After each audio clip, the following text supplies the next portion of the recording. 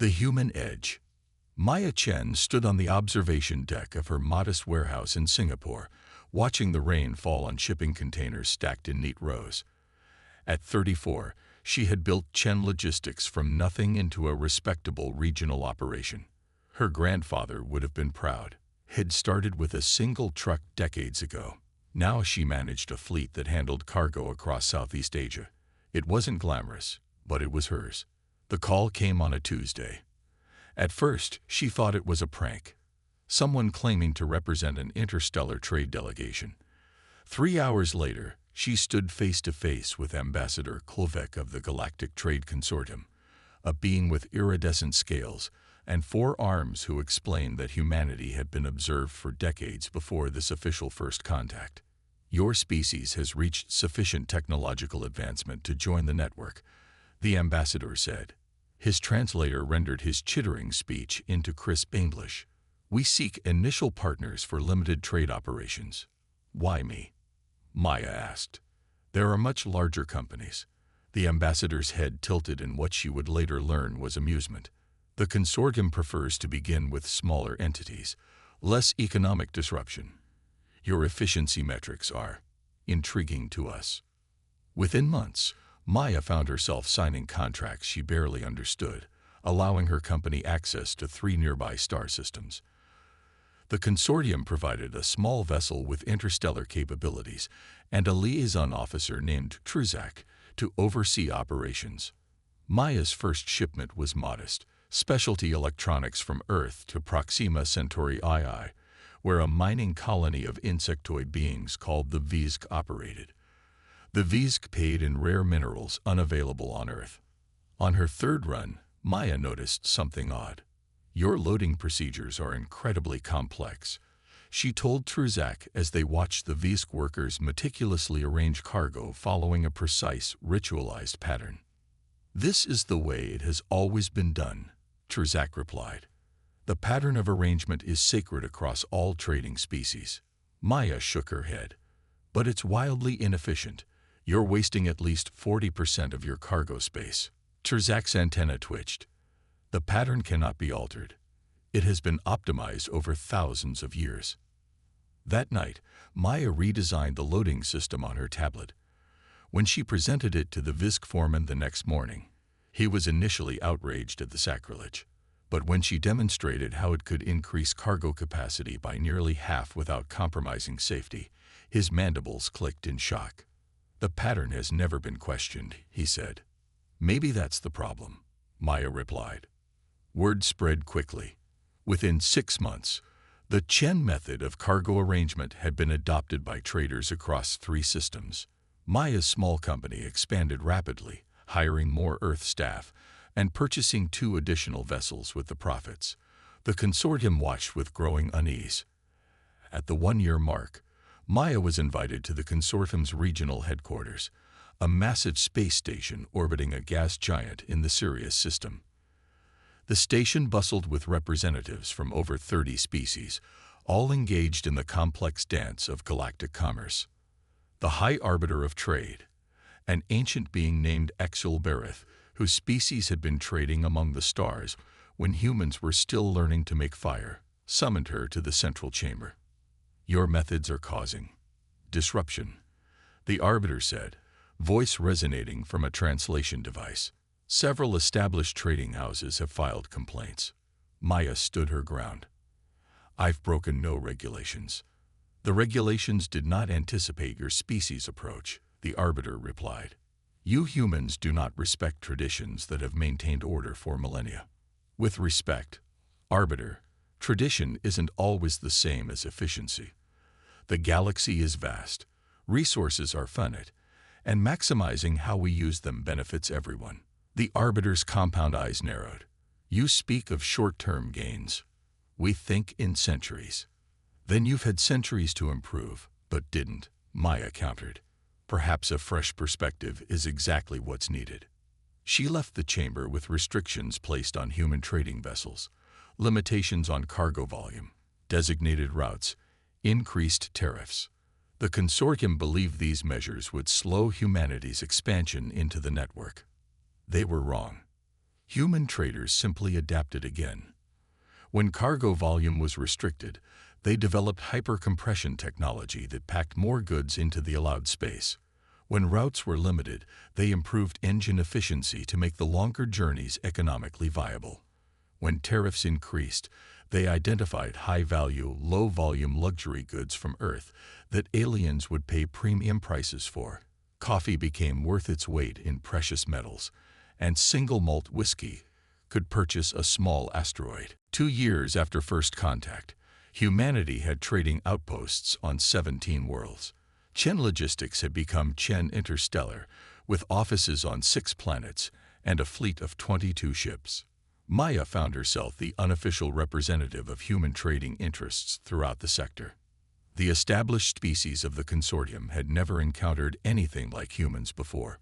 Where most galactic civilizations developed slowly, establishing careful protocols over centuries before venturing to nearby stars, humanity had gone from first flight to interstellar commerce in just over a century. The aliens found this pace terrifying. "Your kind moves too quickly," Trzak told Maya one evening as they observed the loading of her newest vessel in orbit around Mars. The former liaison officer had become her friend and advisor. "The other species fear what they cannot predict. We've had to adapt quickly on Earth," Maya explained. "Our planet has changed more in the past 100 years than in the previous 1,000. It's in our nature now." What truly alarmed the consortium wasn't just human adaptability, but their willingness to collaborate with any species. Ancient rivalries between alien civilizations had created rigid trading blocks, with some species refusing to deal with others due to conflicts predating human civilization. Humans ignored these divisions, establishing relationships with everyone.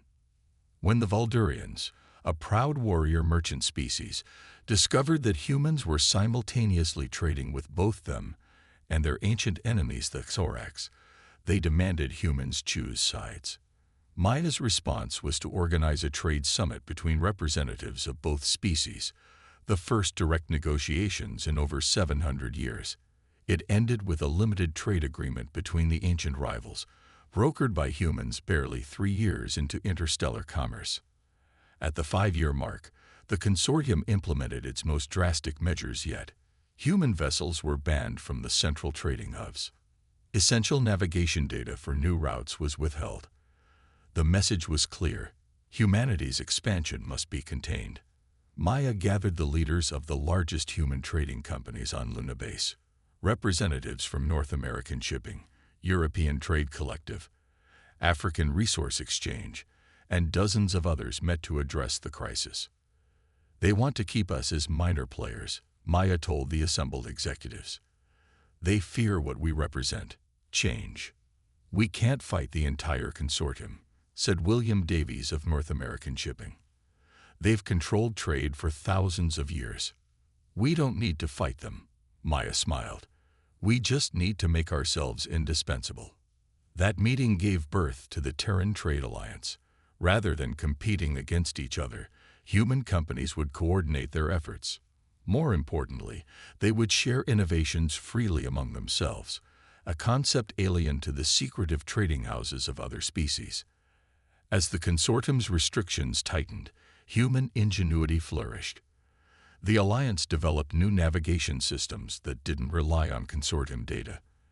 They established alternative trade routes through previously unexplored regions. Most significantly, they began building their own trading hubs in unclaimed systems, offering lower fees and simplified regulations compared to consortium facilities. The final blow to the consortium's attempted containment came when Maya personally negotiated an agreement with the Nelvarans, a species of brilliant engineers who had long chafed under consortium tariffs. In exchange for exclusive access to Earth's cultural database, alien species were particularly fascinated by human music and art. The Nelvarans provided humans with improved drive technology that cut travel time between systems by 30%. 6 years after humanity's entry into galactic trade, the consortium faced an unprecedented situation. Their attempts to limit human expansion had not only failed but backfired spectacularly. human trading volume had increased by over 600%.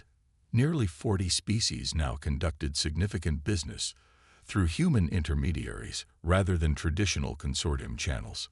The High Council of the Consortium convened an emergency session. For the first time in its 50,000-year history, a representative of a newcomer species was invited to address them. Maya Chen, the logistics operator from Singapore who had catalyzed it all, stood before the assembled representatives of the galaxy's oldest trading powers. 6 years ago, you welcomed humanity to the stars, she began. You expected us to learn your ways, to slowly integrate into your established order. Instead, we brought change you weren't prepared for. But change isn't something to fear. It's the only constant in any living system. She activated a holographic display showing trade volume across the galaxy. Since humanity joined the network, total commerce has increased by 22%. New routes have opened. Species that never traded before are now partners. The galaxy isn't poorer for our presence. It's richer. The chamber remained silent as Maya continued. You can continue trying to restrict us, and we'll continue finding ways around those restrictions. Or we can work together to create something better than either of us could alone. From the back of the chamber, the ancient arbiter Exelvereth spoke. What exactly are you proposing? Maya Chen of Earth. Maya smiled. A new consortium. One where innovation is valued alongside tradition, where efficiency and history both have a place, where no species, not even yours, not even mine, gets to dictate terms to all others. The silence that followed stretched for long minutes. Then, one by one, representatives began to signal agreement. Humanity's conquest of galactic trade hadn't come through warfare or dominance, but through something far more powerful, the irresistible logic of a better way. The economic revolution. 10 years after first contact, the reforms Maya Chen had proposed to the consortium were transforming galactic commerce. The new Galactic Trade Alliance, a reorganization of the ancient consortium with human principles incorporated, had opened previously restricted routes to all members. Trade volume had doubled again, bringing prosperity to worlds that had stagnated for centuries. But not everyone embraced the new order. The oldest and most powerful trading houses, particularly the Valdurian merchant clans, saw their privileged positions eroding. For millennia, they had controlled access to key resources across multiple sectors. The new open trading system threatened the foundations of their wealth and influence. Maya, now serving as Earth's representative on the Alliance Council, received the warning during a routine journey to Proxima Centauri. Her vessel was intercepted by a sleek courier ship bearing the crest of House Tarnvedra, one of her few allies among the ancient houses. They are moving against you, the courier, a young Valdurian named Krell, told her urgently. The 7 great houses have formed a pact. They plan to blockade human trade routes and seize your outposts. The Alliance cannot protect you. Too many members have been bribed or threatened into supporting the action. Maya immediately called an emergency session of the Terran Trade Alliance. Representatives gathered virtually from across human space. The blockade will begin within days, she informed them. Our vessels will be seized, our goods confiscated. They believe that without access to the wider network, humanity will be forced back into a minor role. We should arm our ships, suggested Admiral Chenwei of the Solar Defense Force. We can't match their numbers, but we can make this costly for them. Maya shook her head. If we militarize this conflict, we lose the moral high ground and give them justification. We need a different approach. For 3 days, human representatives debated strategies. When the Valdurian blockade began, cutting off all 17 major human trade routes simultaneously, humanity was ready with its response. It wasn't warships they deployed, but information. The Universal Credit System, a financial innovation developed by economists at the New Lagos Banking Collective, had been operating as a pilot program among human traders for the past year.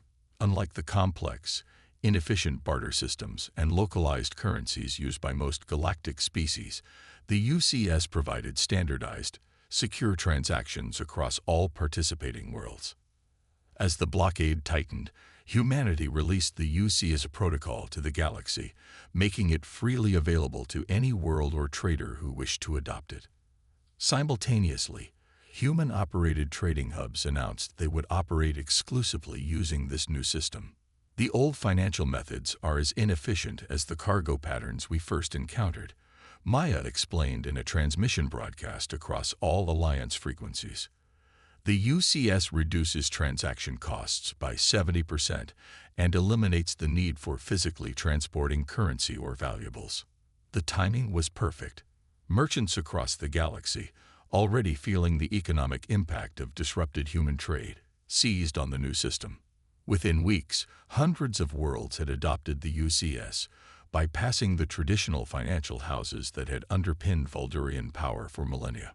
The Vuldurian blockade held physically, but economically it was already failing. Worlds dependent on human goods found alternative suppliers who used the new human financial system. More critically, the value of traditional Vuldurian currency reserves plummeted as the UCS gained acceptance. 3 months into the blockade, the 7 great houses found themselves in crisis. Their vast wealth, stored in traditional forms, was rapidly depreciating. Meanwhile, human traders had adapted again, developing smaller, faster vessels that could slip through the blockade to reach eager markets. The final blow came from an unexpected quarter. The Nelvaran engineers, whose improved drive technology had helped humanity expand, unveiled a revolutionary communication system. Based partly on human quantum entanglement research, it allowed instant transmission of data, including financial transactions, across interstellar distances without relying on the traditional communication relays controlled by the established powers. Economic information now flowed freely across the galaxy, bypassing all attempts at control or censorship. Markets that had operated on information weeks or months old suddenly had real-time data. The resulting economic shifts were seismic. 6 months after it began, the blockade collapsed. The 7 great houses, facing financial ruin, sued for peace.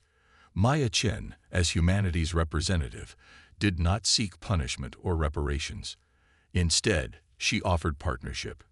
The galaxy is changing, she told the assembled House Lords on their ancestral world of Valduria Prime. You can change with it and prosper, or resist and fade. Your houses have existed for thousands of years because you adapted to challenges in the past. This is simply another adaptation. Remarkably, they listened. The Vuldurian trading houses, with their vast experience and connections, began integrating with the human economic systems. Their ancient knowledge combined with human innovation created something more powerful than either alone. 15 years after humanity's entry into galactic affairs, the Universal Trade Protocol was established, a comprehensive framework governing commerce across more than 10,000 worlds. Based primarily on human principles of transparency, standardization, and open access, but incorporating elements from dozens of other cultures, it represented a fundamental shift in how the galaxy conducted business. Maya Chen, now in her 50s, watched from the observation deck of New Singapore Station as vessels from hundreds of species docked and traded. The massive habitat orbited Earth as the headquarters of the new Galactic Commerce Authority. Did you ever imagine this when you started? Asked Trizak, her old friend, and now the Vizc ambassador to Earth. Not in my wildest dreams, Maya admitted. We just wanted to trade efficiently. That is what none of us understood about humans. Trizak's antennae waved gently. Other species conquered through warfare, religion, or cultural dominance. Humanity conquered through spreadsheets and supply chain management. Maya laughed. Hardly the stuff of epic legends. And yet, you have transformed a galactic order that existed for 50,000 years in less than 2 decades. What truly set humanity apart wasn't technology or resources. Other species had far more of both. It was an approach to problem solving that valued innovation over tradition, results over procedure, and collaboration over competition. Where most galactic civilizations had reached space and then stabilized, maintaining their cultures and systems largely unchanged for millennia, Humanity never stopped evolving. The human concept of continuous improvement, of never accepting that the current way was the best possible way, had been revolutionary in a galaxy of static civilizations. Combined with humanity's unusual willingness to adapt ideas from any source regardless of origin, it made Earth's influence disproportionate to its size or age. 20 years after first contact, human principles had become the foundation of galactic commerce. The old rigid hierarchies had given way to a more dynamic, adaptable system. Ancient rivals now traded freely, creating prosperity that benefited all. Species that had been marginalized found new opportunities in the open system. The conquest was complete, not through dominance, but through transformation so fundamental that the galaxy would never be the same. On the 20th anniversary of first contact, representatives from over 5,000 worlds gathered at New Singapore Station for the formal establishment of the Pan-Galactic Economic Forum. Maya Chen, now serving as the first human archon of commerce, addressed the assembled delegates. 2 decades ago, a small logistics company from Earth received an unexpected visitor. That meeting between different worlds, different perspectives, different ways of thinking, created something new. Not human, not alien, but a synthesis of both. That is the true power of exchange, not just of goods, but of ideas. She gestured to the massive viewport, where thousands of ships moved in coordinated patterns around Earth. Look how far we've come together. And yet, this is just the beginning. The galaxy is vast, and possibility is endless. Humanity had conquered the galactic trade network not by force of arms, but by force of ideas. In doing so, they had transformed not just commerce but civilization itself. The economic revolution would echo across the stars for millennia to come. And it had all started with a woman in Singapore who thought there might be a better way to stack cargo.